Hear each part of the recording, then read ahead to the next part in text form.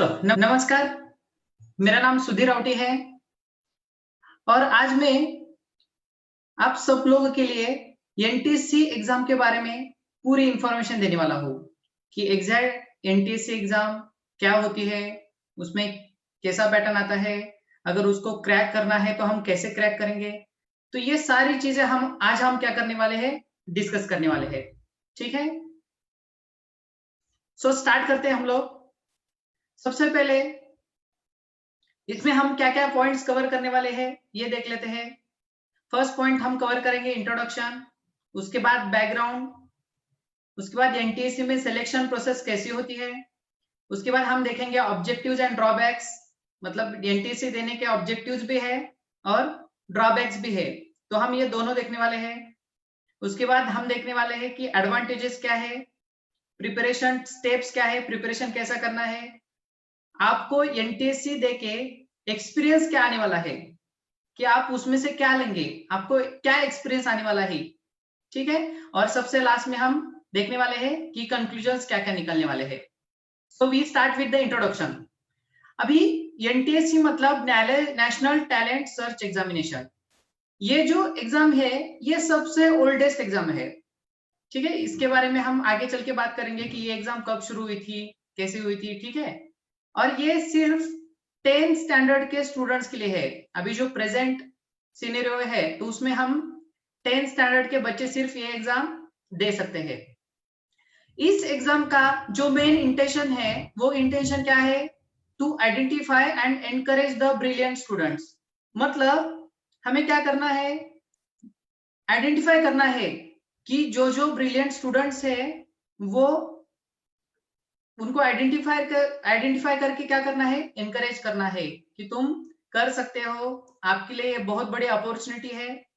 हर साल लगभग 9 से 10 लाख तक के स्टूडेंट्स इसमें अप्लाई करते हैं इस एग्जाम में, और जिनमें से सिर्फ फाइनली क्वालिफाई होते हैं 2000। मतलब 9 से 10 लाख पूरे इंडिया से अप्लाई करेंगे इस एग्जाम के लिए, और फाइनली सिर्फ कितने सेलेक्ट होने वाले हैं, 2000 स्टूडेंट्स फाइनली सेलेक्ट होने वाले हैं। तो ये हो गया इंट्रोडक्शन। अभी हम बात करते हैं बैकग्राउंड की कि ये एग्जाम कहाँ से शुरू हुई, उसमें कैसे कैसे बदलाव आए, क्या क्या होने वाला था। ठीक है, सबसे पहले ये जो है ये एग्जाम एनसीईआरटी ने इस्टेब्लिश की थी 1961 में, जो गवर्नमेंट ने इस्टेब्लिश किया था ये वाला। उसके बाद एनएसटीएसएस इस नाम से ये एग्जाम स्टार्ट हुई 1963 में। तो अभी आप लोग सोच सकते हो कि 1963 से ये एग्जाम स्टार्ट हुई थी और अभी कौन सा साल है, मतलब ये सबसे ओल्डेस्ट एग्जाम है। उसके बाद 1976 में इस एग्जाम के दो अलग अलग सेक्शंस हुए। फर्स्ट सेक्शन था मेंटल एबिलिटी टेस्ट, जिसको हम मैट बोलते हैं, और सेकंड वाला था SAT, scholarship aptitude test, SAT. Okay, अभी उसके बाद ये जो एग्जाम थी 2007 में, in 2007 this exam shifted from 10th standard to 8th standard. मतलब ये जो एग्जाम थी ये 10th स्टैंडर्ड तक होती थी, लेकिन 2007 में गवर्नमेंट ने ऐसा डिसाइड किया कि ये एग्जाम किसके लिए कंडक्ट की जाएगी, 8th स्टैंडर्ड स्टूडेंट्स के लिए कंडक्ट की जाएगी। सो नेक्स्ट ये जो 8th स्टैंडर्ड में शिफ्ट हुई थी ये फिर से क्या हो गई, फिर से 2013 में फिर से 10th स्टैंडर्ड के लिए फिर से आ गई। अभी यहाँ पे 2013 में जो लैंग्वेजेस है इंग्लिश और मराठी वो भी क्या कर दिए गए, इंट्रोड्यूस कर दिए गए। और 2019 में जो नंबर ऑफ स्कॉलरशिप्स थे, जो हमें पहले 1000 ही थे, वो रेज होके कितने हो गए, 2000। और महाराष्ट्र में जो कोटा था, मतलब महाराष्ट्र के total number of students NTSC में सिलेक्ट होने वाले हैं 774। मतलब out of all students in Maharashtra सिर्फ 774 ही स्टूडेंट सिलेक्ट हो जाएंगे फाइनल एनटीएससी एग्जाम के लिए। नेक्स्ट, अभी हम सिलेक्शन प्रोसेस की बात करते हैं कि एग्जैक्ट सिलेक्शन कैसे होने वाला है, एनटीएससी के कैसे स्टेजेस होते हैं। सबसे पहले सिलेक्शन प्रोसेस में एनटीएससी एग्जाम ये 2 स्टेजेस में कंडक्ट की जाती है। फर्स्ट स्टेज होती है स्टेट लेवल एग्जामिनेशन, और सेकंड जो स्टेज होती है वो होती है नेशनल लेवल स्टेज। अभी ये जो फर्स्ट लेवल होती है, ये हर एक जो स्टेट है उसकी ओन कंडक्ट करता है एग्जाम, मतलब वो खुद की एग्जाम अपनी अपनी कंडक्ट कर लेते हैं। ये जो पूरी एग्जाम होती है, ये पूरी मल्टीपल चॉइस क्वेश्चंस होती है, उसको हम एमसीक्यू बोलते हैं। एमसीक्यू मतलब एक क्वेश्चन दिया रहेगा, उसके 4 ऑप्शंस आएंगे और चार ऑप्शन में से आपको एक ऑप्शन क्या करना है, सिलेक्ट करना है। इसको हम एमसीक्यू टाइप क्वेश्चंस बोलते हैं। ये जो स्टेट लेवल की फर्स्ट एग्जाम होती है, ये टेंटेटिव नवंबर में कंडक्ट की जाती है। हर एक स्टेट और यूनिटरी में हम क्या करते हैं, ये जो एग्जाम होती है ये टेंटेटिव नवंबर के मंथ में होती है। अभी एलिजिबिलिटी का क्राइटेरिया क्या है, मतलब कौन से स्टूडेंट्स इसमें पार्टिसिपेट कर सकते हैं। सो यहाँ पे पूरे सब स्टूडेंट्स जो 10th स्टैंडर्ड में अपेयरिंग है, वो सारे स्टूडेंट्स इसके लिए एलिजिबल है। अभी मीडियम ऑफ एग्जामिनेशन, जो पेपर कौन कौन से लैंग्वेजेस में आने वाला है, तो फॉर फर्स्ट लेवल इंग्लिश और मराठी, ये 2 लैंग्वेजेस में फर्स्ट लेवल का पेपर पूरा आने वाला है।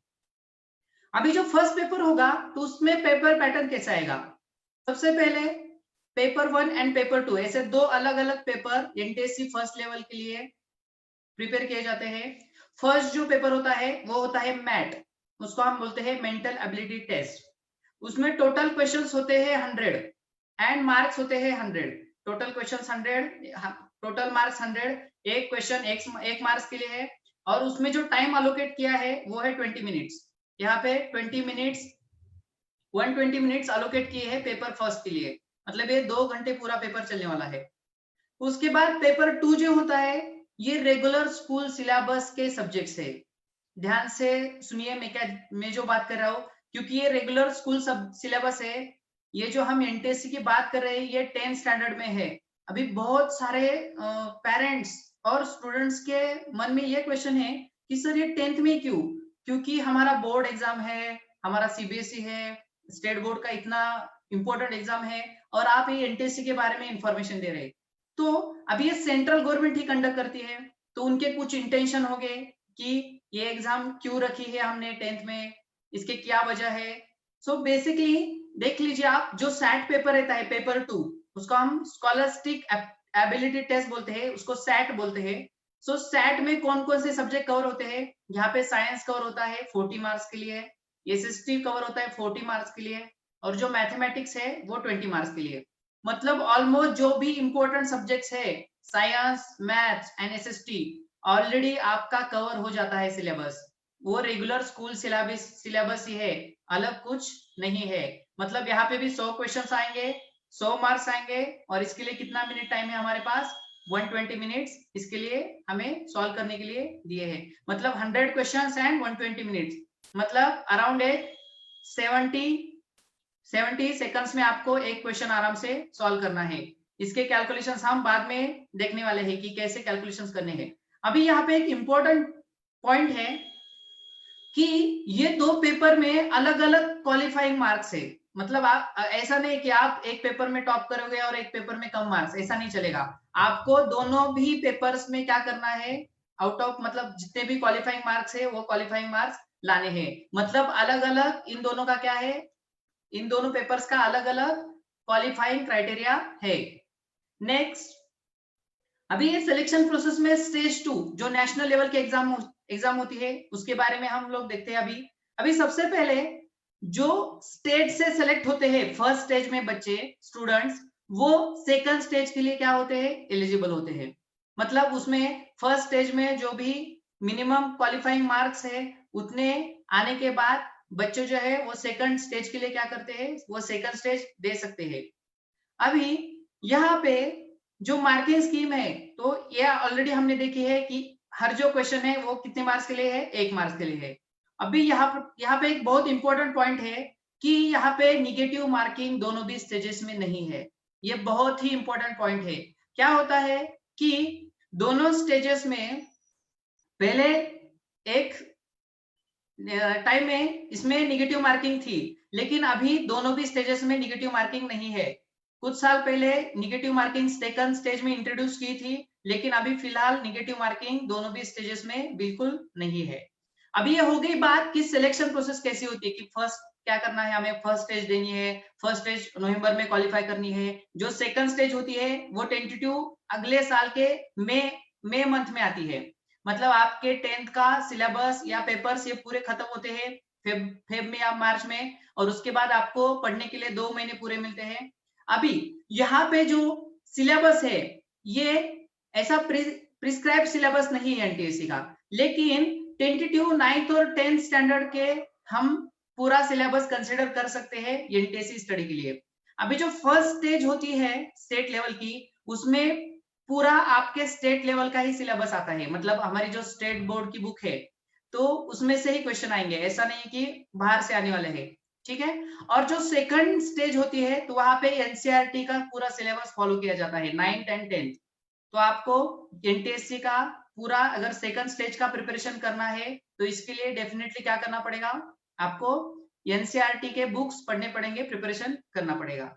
नेक्स्ट, अभी जो सेकंड स्टेज होती है उसमें भी पेपर पैटर्न सेम है, जैसा फर्स्ट स्टेज में अपना पेपर पैटर्न था वैसे ही सेम टू सेम किसमें है, सेकंड इसमें पेपर पैटर्न है। Paper first that is MAT 100 questions 100 marks and 120 minutes. उसके बाद paper 2 SAT 100 questions 100 marks and same for 120 minutes. अभी इन दोनों भी पेपर्स में आपने ऑब्जर्व किया होगा कि मेंटल एबिलिटी टेस्ट, एक फर्स्ट जो पेपर होता है वो कितने मार्क्स का होता है, 100 मार्क्स का मेंटल एबिलिटी का। मतलब 50% वेटेज या 50% सिलेबस जो है वो किसके ऊपर डिपेंड है, मेंटल एबिलिटी टेस्ट के ऊपर डिपेंड है। मतलब अगर आपको एनटीएससी क्वालिफाई करनी है तो ये मेंटल एबिलिटी टेस्ट, ये जो सब्जेक्ट है ये बहुत अच्छे से पढ़ना पड़ेगा। अभी इस सब्जेक्ट से क्या होता है, स्टूडेंट्स का रीजनिंग एबिलिटी और ऑब्जर्वेशन स्किल्स ये दोनों भी बहुत अच्छे से इंप्रूव होते हैं। मतलब उसकी सोचने की ताकत 100% इंप्रूव होती है। इसलिए तो ये सब्जेक्ट पहले इंट्रोड्यूस किया है, मेंटल एबिलिटी सब्जेक्ट इसलिए इंट्रोड्यूस किया है ताकि बच्चों की जो सोचने का तरीका है, उनकी आईक्यू लेवल बहुत अच्छे से डेवलप हो। ये अलग अलग इसमें पार्टिसिपेट कर सकते हैं, अलग अलग एग्जाम्स आगे चल के बहुत सारे दे सकते हैं। अभी ये मेंटल एबिलिटी बहुत एक कॉमन सब्जेक्ट है और ये आपको इन फ्यूचर लगने वाला है CAT, GMAT, GATE, MPSC and UPSC. इसके अलावा बैंकिंग में मतलब ऐसी बहुत सारे एग्जाम्स है जहां पे ये सारा मेंटल एबिलिटी आपको सब्जेक्ट लगने वाला है।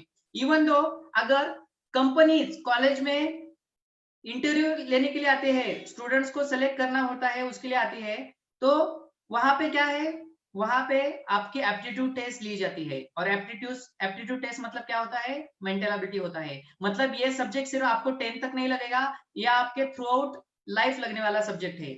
और अगर आप इसके प्रिपरेशन 9th तक नहीं कर सके हैं तो ये आपको 10th में बहुत बड़ी अपॉर्चुनिटी है कि आप मेंटल एबिलिटी का बहुत अच्छे से स्टडी करें। अभी ऑब्जेक्टिव्स क्या है, मतलब एनटीएससी देके हम क्या अचीव करने वाले हैं, उसके बेसिक मोटो क्या है हमारा। तो सबसे पहले to build confidence and sharpen the skills. मतलब अगर आगे चल के देखो आपको किसी भी क्षेत्र में करियर करना हो, चाहे आप इंजीनियर बनना चाहते हो, डॉक्टर बनना चाहते हो, या और साइड मेडिसिन की मेडिकल साइड में जाना चाहते हो, ऐसे बहुत सारे फील्ड में जाना चाहते हो, तो आपको कॉम्पिटिटिव एग्जामिनेशन देनी ही पड़ेगी, उसका कोई ऑप्शन नहीं है। तो ये कॉम्पिटिटिव एग्जामिनेशन का अगर प्रिपरेशन करना है तो हम स्कूल से लेवल से ही करेंगे ना। आगे अगर कोई भी चीज करनी है, एक एग्जांपल बोलता हूँ आपको, देखो ऐसा कोई है क्या अभी देखने वाला जो मेरा प्रेजेंटेशन मेरा वेबिनार देख रहा है और उसको 1 2 3 4 नहीं आता है, ऐसा है क्या कोई, बिल्कुल नहीं है, राइट। अब अगर ऐसा कोई नहीं है, ऐसा क्यों है, हर एक को 1 2 3 4 क्यों लर्न है, क्योंकि वो चीज हमने इतनी बार बचपन में की है तो उसको हमें याद रखने की अभी जरूरत नहीं है। सेम चीज हमें अगर कॉम्पिटिटिव एग्जामिनेशन आगे चल के देनी है तो इसकी प्रैक्टिस हम इतनी बार करेंगे कि आगे चल के मुझे उसके बारे में बिल्कुल डर नहीं लगेगा। अगर मैं अभी किसी को पूछता हूँ कि 1 2 3 4 बोलो, तो आपको डर लगेगा क्या कि सर मेरे को तो नहीं आता, मेरे को सोचना पड़ेगा, ऐसा हो सकता है क्या, नहीं हो सकता, राइट। सो वैसे ही है, अगर आपको आगे चल के वो चीज करनी है, कॉम्पिटिटिव एग्जामिनेशन देनी है, तो उसके लिए क्या करेंगे, हम अभी से उसकी तैयारी शुरू कर देंगे ना, स्कूलिंग ईयर से। और इसमें कुछ भी ड्रॉबैक्स नहीं है, ड्रॉबैक्स की भी बात करेंगे कि ड्रॉबैक्स क्या है क्या नहीं है, आगे चल के हम उसके बारे में भी क्या करेंगे, बातचीत करेंगे, ठीक है। नेक्स्ट है, इस एग्जाम से improves IQ and reasoning capabilities. जैसे कि ये मेंटल एबिलिटी सब्जेक्ट में आप लोगों ने देखा था कि यहाँ पे बहुत सारे स्किल्स, इमेजिनेशन पावर है, IQ है, ऐसी बहुत सारी चीजें जो बच्चों की इंप्रूव होने वाली है और एक बहुत इंटरेस्टिंग सब्जेक्ट है। तो ये सेकंड हो गया एडवांटेज हमारा ऑब्जेक्टिव में। अभी थर्ड है कि हर एक जो सब्जेक्ट हम पढ़ने वाले हैं इसका इन डिटेल नॉलेज उस बच्चों को मिलने वाला है। अभी क्या होता है कि जब हम क्या करते हैं, प्रिपरेशन करते हैं, अभी जो एग्जाम सिस्टम है तो वहां पे जो कुछ प्रिपरेशन कर रहे हैं तो वो कैसा है, सब्जेक्टिव बेस है। सब्जेक्टिव बेस मतलब क्या, कल अगर एग्जाम है तो मैं आज शाम में 1-2 घंटा पढ़ूंगा, सुबह 2-3 घंटा पढ़ूंगा, एग्जाम दूंगा स्कूल में, क्लास में, जहां पे भी है। और उससे क्या हो जाएगा, उससे ये पता चलेगा कि हमारे कितना मार्क्स आए हैं, ये नहीं पता चलेगा कि हमें कितना नॉलेज मिला है।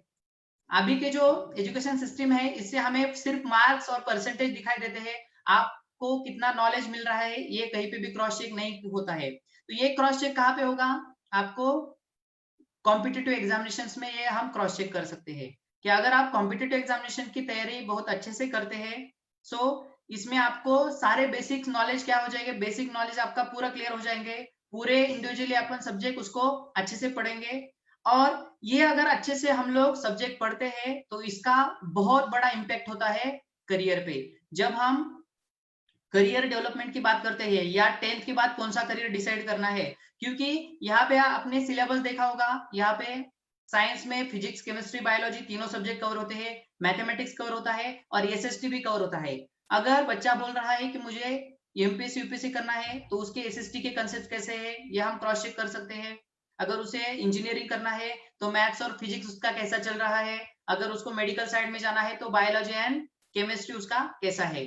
सो ये सारी चीजें हमें 10th की एनटीएससी एग्जाम देने के बाद बहुत आराम से पता चल सकती है, ठीक है। और लास्ट ऑब्जेक्टिव क्या है, एक्चुअली वो ऑब्जेक्टिव नहीं है, it's a incentive bonus for NTSC scholars, that is awards and scholarship. मतलब आपकी बहुत अच्छे से आपने एक नेशनल लेवल पे खुद को प्रूव किया है तो आगे चल के आपको बिल्कुल टेंशन किसी भी चीज का नहीं आएगा कि आप कहीं पे इंटरव्यू में गए हो तो आपको एक एक्स्ट्रा बेनिफिट मिलेगा कि आपने एनटीएससी क्वालिफाई की है। अभी ड्रॉबैक्स की बात करते हैं कि ये तो हो गया एडवांटेजेस या ऑब्जेक्टिव्स। अभी ड्रॉबैक्स क्या क्या है कि सबसे पहले इस एग्जाम का कोई भी ड्रॉबैक नहीं है, ठीक है। लेकिन ये क्या हुआ है, एक कड़वा थोड़ा सा झूठ वाला सच या सच वाला झूठ ऐसा बोल सकते हैं हम लोग उसको, कि रेगुलर स्टडी के ऊपर बहुत बड़ा इम्पैक्ट होता है। अभी आप लोग एक बात मुझे बताइए कि अगर ये इसमें रेगुलर सब्जेक्ट ही इंक्लूड है, मतलब साइंस आ रहा, मैथ्स आ रहा है, एसएसटी आ रहा है, तो ये तो रेगुलर सब्जेक्ट है और एक सिर्फ एक्स्ट्रा सब्जेक्ट हम लोग पढ़ रहे हैं जो क्या है, मेंटल एबिलिटी, और वो भी आपको काम में आने वाला है। सो अगर आपकी नवंबर में एग्जाम है तो आपका सिलेबस सब पढ़ना अक्टूबर तक हो जाएगा, मतलब आपके नवंबर तक पूरा प्रिपरेशन मेन हाइलाइटिंग सब्जेक्ट का 10th स्टैंडर्ड का हो जाएगा। मतलब अगर एनटीएससी देते हो आप लोग तो आपका रेगुलर सिलेबस बहुत जल्दी खत्म हो जाएगा और उसके बाद सिर्फ आपके पास कौन से लैंग्वेजेस बचते हैं जिसका आप आराम से बाद में प्रिपरेशन कर सकते हो। और एक बड़ा ड्रॉबैक है कि गेट एक्स्ट्रा नॉलेज, कि एनटीएससी देके क्या होता है, एक्स्ट्रा नॉलेज मिलता है। तो अगर आप इसको पॉजिटिव लेते हो तो अच्छी बात है, मतलब ये एक ड्रॉबैक है कि अगर आपको एक्स्ट्रा नॉलेज चाहिए तो आपको एनटीएससी देना है, और अगर नहीं एक्स्ट्रा नॉलेज चाहिए तो ये क्या हो गया, आपके लिए एडवांटेज हो गया, आपको एक्स्ट्रा नॉलेज चाहिए तो मैं एनटीएससी नहीं दूंगा, ठीक है। नेक्स्ट, अभी एडवांटेजेस क्या क्या है कि एनटीएससी देने के बाद एडवांटेजेस क्या क्या होने वाले हैं, क्या क्या फायदे होने वाले हैं हम लोगों को। सबसे पहले, इफ क्वालिफाइड स्टूडेंट बिकम, अभी एनटीएससी स्कॉलर बनेगा वो लाइफ टाइम के लिए। मतलब जैसे मैंने ऑलरेडी बोला है कि अगर वो कहीं पे भी इंटरव्यू के लिए जाता है और उसके रिज्यूम में लिखा वाला है कि एनटीएससी स्कॉलर है तो उसकी तरफ देखने का नजरिया ही चेंज होता है कि एनटीएससी स्कॉलर मतलब आपने खुद को एक नेशनल लेवल पे प्रूव किया है बहुत अच्छे से, तो आपकी तरफ देखने का सारी दुनिया का नजरिया क्या हो जाता है, चेंज हो जाता है, ठीक है। अभी एमसीक्यू टाइप्स क्वेश्चंस है इस एग्जाम में, एनटीएससी में क्या आने वाले हैं, एमसीक्यू टाइप्स क्वेश्चन है और ये आपको यूजफुल होने वाला है फ्यूचर कॉम्पिटिटिव एग्जामिनेशंस में, क्योंकि आगे चल के आप जितने भी कॉम्पिटिटिव एग्जामिनेशन देने वाले हो उसमें एमसीक्यू ही आने वाले हैं। तो वो क्वेश्चन क्या है, एमसीक्यू टाइप क्वेश्चन सॉल्व करने की आपको अभी से आदत लग जाएगी। और अगर आदत लग गई तो क्या कर सकते हैं हम लोग, कौन सी भी कॉम्पिटिटिव एग्जामिनेशन बहुत आराम से देख सकते हैं, ठीक है। It develop deeper understanding of concepts and subjects. अभी इससे क्या हो जाएगा, आपको हर एक कॉन्सेप्ट और हर एक सब्जेक्ट के बहुत सारे छोटे छोटे पॉइंट से उसका बहुत अच्छे से एकदम डीपर नॉलेज आ जाएगा।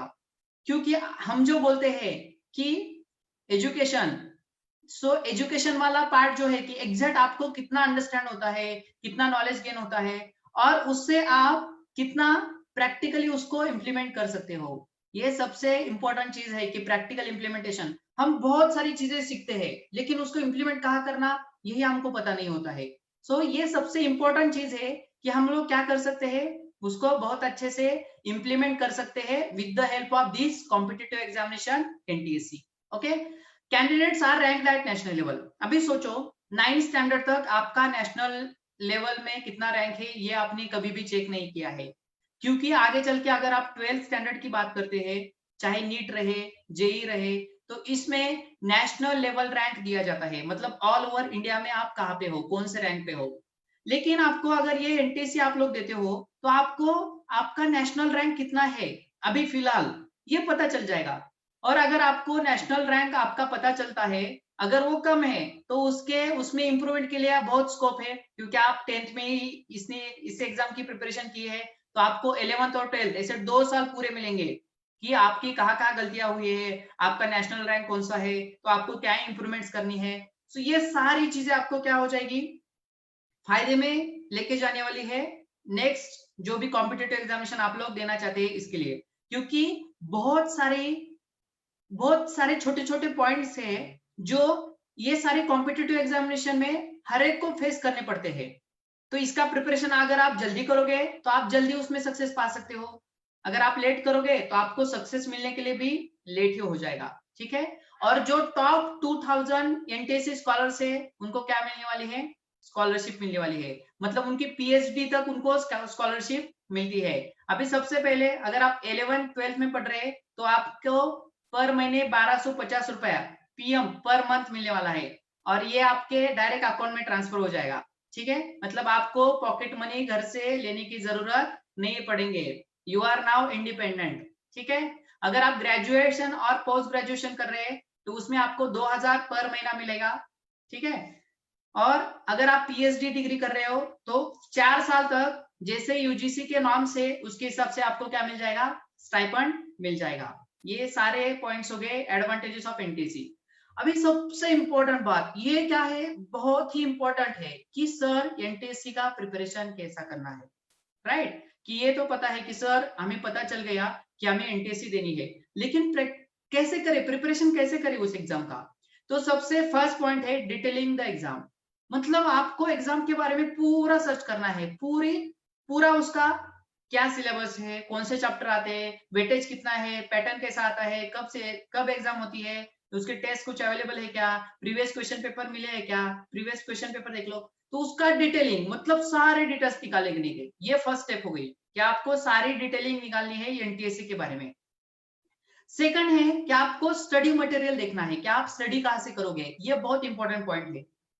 क्योंकि मार्केट में एनटीएससी के नाम के ऊपर ऐसे बड़ी बड़ी बुक मिलेगी आप लोगों को, लेकिन आपको पहले क्या करना है, सबसे पहले आपको स्टेट बोर्ड की बुक पढ़नी है। एनटीएससी फर्स्ट स्टेज में तो कंपलसरी आपको स्टेट बोर्ड की बुक कंपलसरी पढ़नी है। अगर आप स्टेट बोर्ड की बुक नहीं पढ़ोगे तो आप लोग डेफिनेटली एनटीएससी में सक्सेस नहीं पाओगे। तो आपको सबसे पहले स्टडी मटेरियल में आपको स्टेट बोर्ड की जो बुक है वो क्या करनी है, बहुत अच्छे से प्रिपेयर करनी है। अगर आप स्टेट बोर्ड की बुक अगर पूरी अच्छे से हो गई है तो आप उसके बाद सीबीएसई की बुक, एनसीईआरटी की बुक रेफर कर सकते हो, ठीक है। और उसके बाद अगर आपके पास टाइम बचता है तो आप रेफरेंस बुक भी क्या कर सकते हो, इस्तेमाल कर सकते हो, ठीक है। अभी थर्ड जो पॉइंट है, try to prepare good quality revision notes. अभी ये जो फार्मूला बुक जो कॉन्सेप्ट है कि क्या करना है, अगर मेरी कुछ भी टेस्ट है कल तो मैं पूरा बुक का ये पूरा बुक लेके बैठूंगा क्या पढ़ने के लिए, नहीं। सो जैसे ही मैं एनटीएससी का प्रिपरेशन शुरू करता हूँ मैं एक फॉर्मूला बुक बनाऊंगा, एक छोटी सी बुक बनाऊंगा, और उस छोटे से बुक में सारे इंपॉर्टेंट मैथमेटिक्स के फॉर्मूले, मेंटल एबिलिटी के फॉर्मूले, बायोलॉजी के छोटे छोटे कुछ फिगर्स होगी तो वो निकालूंगा, उसके बाद में केमिस्ट्री के कुछ रिएक्शंस लिखूंगा, फिजिक्स के इंपॉर्टेंट फॉर्मूले या कुछ सम्स है तो वो मैं उसके लिखूंगा। तो ये फॉर्मूला बुक आपको क्या करने वाली है, मदद करने वाली है। With the help of this formula book, you can revise your whole syllabus। मतलब आपको जब रिवीजन, क्योंकि ये हम बाद में लास्ट पॉइंट है अपना रिवीजन, उसके बारे में बात करने वाले हैं, लेकिन जब आप रिवीजन करोगे तो ये फॉर्मूला बुक आपको बहुत अच्छे से साथ देने वाली है। उसके बाद फोर्थ स्टेप है solve previous exam papers, mock test. और अभी प्रीवियस ईयर के जो भी एनटीएससी के पेपर्स हुए हैं तो वो आपको क्या करने हैं, सॉल्व करने हैं। क्या करने हैं, सॉल्व करने हैं। और वो सिर्फ सॉल्व करना नहीं है, मतलब अगर मैंने क्वेश्चन मेंटल एबिलिटी का पेपर सॉल्व किया, 100 मार्क्स का पेपर था तो मैंने 80 मार्क्स मुझे मिल गए, लेकिन आपको 20 मार्क्स कहाँ पे नहीं मिले हैं तो उसका क्या करना है, एनालिसिस करना है। क्या करना है, एनालिसिस करना है कि आपको अगर 20 मार्क्स कम गिरे हैं तो वहां पे आपकी क्या गलती हुई है, ये आपको क्या करना है, इवेल्यूट करना है। आपको खुद को एनालिसिस करके कौन से निगेटिव पॉइंट है उसके ऊपर क्या करना है, काम करना है। अगर आपको ऑलरेडी 80 मार्क्स मिले हैं तो उस 80 के बारे में सोचने की जरूरत है क्या, बिल्कुल नहीं है। तो आपको क्या करना है, ये जो एग्जाम पेपर्स या कुछ भी मॉक टेस्ट दे रहे हो आप, या कुछ भी मेगा टेस्ट दे रहे हो, कौन सी भी टेस्ट दे रहे हो, तो उसको क्या करना है, आपको एनालिसिस करना है। और उसके बाद एनालिसिस करने के बाद आप लोगों को अंडरस्टैंड हो जाएगा, आपको पता चल जाएगा कि आप में कौन कौन से स्ट्रेंथ्स है और वीकनेसेस है, मतलब आपके स्ट्रॉन्ग पॉइंट्स कौन से है, आपके स्ट्रॉन्ग सब्जेक्ट कौन से है और वीक कौन से सब्जेक्ट है। तो हमें क्या करना है, अभी वीक सब्जेक्ट के ऊपर क्या करना है, काम करना है। वीक सब्जेक्ट के ऊपर हमें क्या करना है, काम करना है। तभी हम क्या कर सकते हैं, सक्सेसफुल या एनटीएससी क्या कर सकते हैं, क्वालिफाई कर सकते हैं। तो हमें उसी के ऊपर क्या करना है, एकदम अच्छे से क्या करना है, काम करना है। उसके बाद next, study MAT and SAT section individually. अभी जो हमारे अलग अलग दो सेक्शन देखे थे हमने, मेंटल एबिलिटी और सेट, ये दो सेक्शन अलग अलग है। तो इसकी स्टडी हमें क्या करनी है, इसकी स्टडी हमें अलग अलग करनी है। क्या करनी है, मतलब हम जब मेंटल एबिलिटी का, क्योंकि 50% वेटेज है तो यहाँ पे हमें उसकी तरफ थोड़ा ज्यादा ध्यान देना है, क्योंकि ये रेगुलर अपने क्या है, रेगुलर सिलेबस है। सेट मतलब क्या है, अपना रेगुलर सिलेबस है, मतलब जिसमें कवर हो जाएंगे हमारे एसएसटी, मैथमेटिक्स एंड साइंस, ये सब्जेक्ट कवर हो जाएंगे। तो आपको फोकस करना है मेंटल एबिलिटी, इसके ऊपर हमें क्या करना है, फोकस करना है। और एक लास्ट पॉइंट है प्रैक्टिस एंड रिवीजन। सो आप लोगों को प्रैक्टिस प्रैक्टिस और प्रैक्टिस बहुत अच्छे से प्रैक्टिस करनी है, ताकि आप कौन सी भी एग्जाम, एनटीएससी नहीं, लाइफ की कौन सी भी एग्जाम में बहुत अच्छे से सक्सेसफुल हो सकते हैं। तो इसके लिए आपको क्या नेसेसरी है, प्रैक्टिस बहुत ही जरूरी है। ओके, अभी नेक्स्ट, एनटीएससी से आप लोगों को क्या एक्सपीरियंस मिलने वाला है, एनटीएससी से आप लोगों को क्या एक्सपीरियंस मिलने वाला है। सबसे first point, it increases the self confidence, मतलब आपका आत्मविश्वास बहुत अच्छे से बढ़ने वाला है। मतलब आप लोग अगर आगे चल के, ये तो आप दिमाग में रख दो कि आपको कौन से ना कौन सी तो कॉम्पिटिटिव एग्जामिनेशन देनी है, उसमें कोई भी ऑप्शन नहीं है, आपको एनी हाउ क्या करना है, ये कॉम्पिटिटिव एग्जामिनेशन की प्रिपरेशन करनी ही है। अगर ये कॉम्पिटिटिव एग्जामिनेशंस की तैयारी करनी है, उसमें आप लोगों को जो कॉन्फिडेंस है वो एनटीएससी 10th स्टैंडर्ड से ही क्या हो जाएगा, शुरू हो जाएगा। आप एनटीएससी में आपका जो कॉन्फिडेंस लेवल है ये बहुत अच्छे से क्या होगी, डेवलप हो जाएगी। क्या हो जाएगी, डेवलप हो जाएगी। उसके बाद नेक्स्ट पॉइंट है प्रिपरेशन ऑफ फॉर्मूला बुक। जो मैंने फॉर्मूला बुक का कंसेप्ट बोला कि आपको बहुत सारे छोटे छोटे पॉइंट्स है, ओके, वो आपको कवर करने हैं और वो कहाँ पे लिखने हैं, फॉर्मूला बुक में लिखने हैं। तो ये फॉर्मूला बुक आपको बहुत अच्छे से क्या करनी है, काम में आने वाली है। इसको हम क्या बोल सकते हैं कि इट इज अ की ऑफ सक्सेस। मतलब अगर एनटीएससी को क्रैक करना है तो आपको फॉर्मूला बुक मस्ट है। विदाउट फॉर्मूला बुक ऐसे बहुत एक्सेप्शनल केसेस होंगे जो एनटीएससी क्वालिफाई करेंगे। सो आपको कंप्लीटली फॉर्मूला बुक का यूज, और ये फॉर्मूला बुक जो कंसेप्ट है ये सिर्फ आपको एनटीएससी में नहीं लगने वाली, ये आगे चल के आपको बहुत सारे इसमें लगने वाली है। आगे चल के आप कोई भी कॉम्पिटिटिव एग्जामिनेशन दो तो उसमें आपको ये फॉर्मूला बुक मस्ट है, लगने वाली है। Study approach will be conceptional and knowledge wise, मतलब जो आपको एक्सपीरियंस आने वाला है, आप लोगों का स्टडी करने का तरीका बदल जाएगा। अभी आप जिस तरीके से स्टडी कर रहे हो तो वो पूरा क्या हो जाएगा, चेंज हो जाएगा। इसमें क्या करोगे आप लोग कि मुझे इस सब्जेक्ट का ये कंसेप्ट पढ़ना है, मुझे ये सब्जेक्ट में ये करना है, सो ये आप इन डिटेल करोगे तो आपका जो अप्रोच है स्टडी करने का ये पूरा चेंज हो जाएगा with the help of this NTSC examination. ठीक है, अभी कौन सी भी कॉम्पिटिटिव एग्जामिनेशन है तो वो 2 राउंड्स में सॉल्व करनी है। अभी 2 राउंड्स में सॉल्व करनी है, इसका मैं एग्जांपल बोलता हूं क्यों करनी है। अभी हर एक कॉम्पिटिटिव एग्जामिनेशन में 15 to 20% जो क्वेश्चंस आते हैं वो थोड़े से हार्ड लेवल के होते हैं। हार्ड इन द सेंस वो अगर हम घर पे आके सॉल्व करते हैं तो उसके लिए क्या कर सकते हैं, हम 100% क्या कर सकते हैं, सॉल्व कर सकते हैं। लेकिन वहां पे हम हमारा जो टाइम है वो क्या करते हैं, कंज्यूम कर लेते हैं। मतलब हमें क्या करते हैं, वो जो क्वेश्चन है 15-20% ये परेशान करते हैं।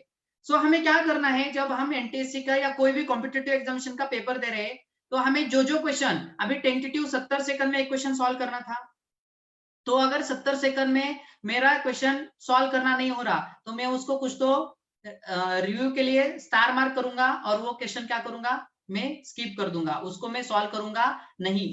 तो ऐसे करते रहूंगा, जो क्वेश्चन मुझे नहीं आ रहे तो ऐसे आगे हम क्या करते रहेंगे, आगे चलते जाएंगे और उसके बाद हमारे सारे क्वेश्चंस क्या हो जाएंगे, पूरे सॉल्व हो जाएंगे। अभी ये जो प्रोसेस है ना क्वेश्चंस पूरे सॉल्व करने की, ये ज्यादातर बच्चे लास्ट के क्वेश्चन तक पहुंचते ही नहीं है, क्योंकि बीच में अगर कुछ क्वेश्चन नहीं आते हैं तो उसी के ऊपर वो क्या करने लगते हैं, सोचने लगते हैं और वहां पे आपका टाइम चला जाता है। और हम लोग क्या कर सकते हैं, वहां पे एक बार टाइम चला गया तो उसके ऊपर क्या कर सकते हैं, कुछ भी काम नहीं कर सकते हैं, बाद में सोच के कुछ भी फायदा नहीं है। सो हमें क्या करना है, ऐसे क्वेश्चन बिल्कुल स्किप करने हैं, उसमें कुछ भी दिमाग लगाना नहीं है। और इसमें कॉम्पिटिटिव एग्जामिनेशन में और एक इंपॉर्टेंट चीज होती है कि लास्ट के जो 10-15 क्वेश्चन होते हैं वो बहुत ही सिंपल टाइप के होते हैं। जैसे ही स्टार्टिंग के कुछ क्वेश्चन आपका कॉन्फिडेंस लूज करने के लिए बनाए जाते हैं, स्पेशली सेट किए जाते हैं, वैसे ही आप लोगों को लास्ट के कुछ ऐसे क्वेश्चन मिलेंगे जिसके आंसर आपको फ्रैक्शन ऑफ सेकंड्स में आ जाएंगे। तो ये चीज है कि आगे से जब कभी भी हम किसी भी कॉम्पिटिटिव एग्जामिनेशन का पेपर सॉल्व करेंगे तो वो हमें कितने राउंड्स में सॉल्व करना है, 2 राउंड्स में। फर्स्ट राउंड में मुझे जो क्वेश्चन नहीं आ रहे उसको हम क्या करेंगे, कंप्लीटली स्किप करेंगे, छोड़ देंगे, लेकिन उसको कुछ तो स्टार मार्क करेंगे, क्योंकि अगर मुझे लास्ट में टाइम बचता है तो मैं उस क्वेश्चन को फिर से एक बार अच्छे से प्रिपेयर करूंगा। और लास्ट पॉइंट है fully prepare for future any competitive exam. मतलब आपको एनटीएससी देकर इतना अच्छा एक्सपीरियंस आ जाएगा कि आप फ्यूचर में अपने करियर में आगे चल के कौन से भी कॉम्पिटिटिव एग्जाम एकदम आराम से दे सकते हो। इसमें आपको कुछ भी टेंशन बिल्कुल आएगा नहीं। ये हो गया एनटीएससी का एक्सपीरियंस। अभी अगर आप क्वालिफाई नहीं होते हैं तो ये सारा एक्सपीरियंस आपको काम में आने वाला है, क्योंकि अभी कॉइन में 2 साइड्स होती है। वैसे ही अगर आपको सक्सेस मिला तो ठीक बात है, आपको जो रिक्वायर्ड आपने जो डिसाइड किया था स्कोर अगर वो मिला तो ठीक है, लेकिन अगर नहीं मिलता है तो हम लोग क्या करेंगे, उसको ये एक्सपीरियंस से काउंट करेंगे कि हमें इतना बढ़िया एक्सपीरियंस मिला कि ये एक्सपीरियंस हमें कहीं पे भी और नहीं मिलने वाला था। कंक्लूजन्स कि ये सारी इंफॉर्मेशन हो गई, तो फाइनली हमें क्या क्या कंक्लूजन्स निकालने हैं कि एनटीएससी देने के बाद मुझे सब मिला। अगर मैं क्वालिफाई होता हूँ तो स्कॉलरशिप मिली, अगर मैं क्वालिफाई नहीं होता तो मुझे एक बहुत अच्छा एक्सपीरियंस मिलेगा जो हमें लाइफ टाइम हमारे करियर में यूज होने वाला है। सो कंक्लूजन्स में it is very essential to prepare competitive exams in schools. अभी मतलब कॉम्पिटिटिव एग्जामिनेशन की तैयारी अपने को कहाँ से करनी है, स्कूल से ही करनी है, क्योंकि आगे चल के हम लोगों को क्या करना है, ये सारे एग्जाम देनी है, तो इसका प्रिपरेशन कहाँ करेंगे हम, कॉम्पिटिटिव एग्जामिनेशन का स्कूल से ही उसका प्रिपरेशन क्या करेंगे, शुरू करेंगे। अभी सेकंड पॉइंट है कि इसके कुछ भी ड्रॉबैक्स नहीं है, जैसे हमने ऑलरेडी डिस्कस किया, जो कुछ भी कॉम्पिटिटिव एग्जामिनेशन होती है या एनटीएससी है, एनटीएससी के सिलेबस में हम लोगों ने देखा कि 50% सिलेबस किसका है, रेगुलर बोर्ड का है, तो उसमें अलग कुछ चीज नहीं है। आपको कॉम्पिटिटिव एग्जामिनेशन में आपके रेगुलर स्कूल का ही सिलेबस होता है, ऐसा मिरेकल वाला कुछ भी सिलेबस अलग वाला होता नहीं है। उसके बाद हर एक सब्जेक्ट का आपको डीपर नॉलेज मिलेगा। ये जो कंक्लूजन है उसमें सारे ऑब्जेक्टिव्स पूरे कवर किए जा रहे हैं, तो इसमें आपको हर एक सब्जेक्ट का क्या हो जाएगा, एकदम डीपर में नॉलेज मिल जाएगा। और ये डीपर नॉलेज मिलने के बाद हम लोग डिसाइड कर सकते हैं कि आपको कौन से एरिया में आगे चल के करियर करना है या इंटरेस्ट आपका किस सब्जेक्ट में है, तो आप अपना करियर क्या कर सकते हो, डिसाइड कर सकते हो। जैसे हमने ऑलरेडी डिस्कस किया कि स्टूडेंट्स को एक बहुत बढ़िया एक्सपीरियंस मिलेगा एनटीएससी के जरिए, जो आपको थ्रू आउट लाइफ, मैं तो सिर्फ नहीं बोल रहा हूँ कि किसी कॉम्पिटिटिव एग्जामिनेशन में, जो प्रिपरेशन है, जो आपने स्टेप्स की थी, ये पूरी क्या होने वाली है, यूज होने वाली है। और लास्ट पॉइंट है सक्सेस और failure in the exams which can not be determine your life. मतलब स्टूडेंट की जो लाइफ है ये कॉम्पिटिटिव एग्जामिनेशन से डिटरमाइन नहीं होती है, आइडेंटिफाई नहीं होती है। अगर आप सक्सेस पाते हो तो आप सक्सेसफुल हो लाइफ में, ऐसा बिल्कुल नहीं कहा जा सकता, क्योंकि आगे चल के आपको कुछ और प्रॉब्लम्स या डिफिकल्टीज फेस करने पड़े। या अगर आप फेल होते हो तो आपको ऐसा नहीं है कि आगे चल के लाइफ में आप कुछ नहीं कर सकते हो। सो ये सक्सेस और फेल्यूर इन द एग्जाम्स, मतलब कौन सी भी एग्जाम रहने दो, एनटीसी, जेई, नीट, ये अपने लाइफ से बड़ी नहीं है, ये लाइफ से क्या है, छोटी ही है। तो ये हो गया। Thank you very much. मैं डिस्क्रिप्शन में नीचे इसकी एक लिंक वेबसाइट दे दूंगा, वहां पे आपको एनटीएससी के पूरे प्रीवियस क्वेश्चन पेपर मिलेंगे, पूरी इंफॉर्मेशन मिल जाएगी। ठीक है, अगर आपको कुछ डाउट है तो मेरा सेल नंबर दे रहा हूँ यहाँ पे, अगर आप कुछ डाउट है तो मुझे फोन करके मैसेज करके बता सकते हैं, या ईमेल आईडी है, मेरा पर्सनल ईमेल आईडी है सुधीर SUDHIR5@gmail.com। तो आप इसको भी, अगर आपकी कुछ डिफिकल्टीज है तो क्या कर सकते हैं, यहाँ पे मुझे डायरेक्टली फोन करके या मेल करके पूछ सकते हैं। So thank you very much, आप सब लोगों ने ये सेमिनार अटेंड किया, आप सब लोगों का तहे दिल से शुक्रिया। अगर आपको कुछ भी डाउट है रिगार्डिंग एनटीएससी एग्जाम या कोई भी कॉम्पिटिटिव एग्जामिनेशन के बारे में, तो आप मुझे डायरेक्टली कांटेक्ट कर सकते हैं। Thank you very much.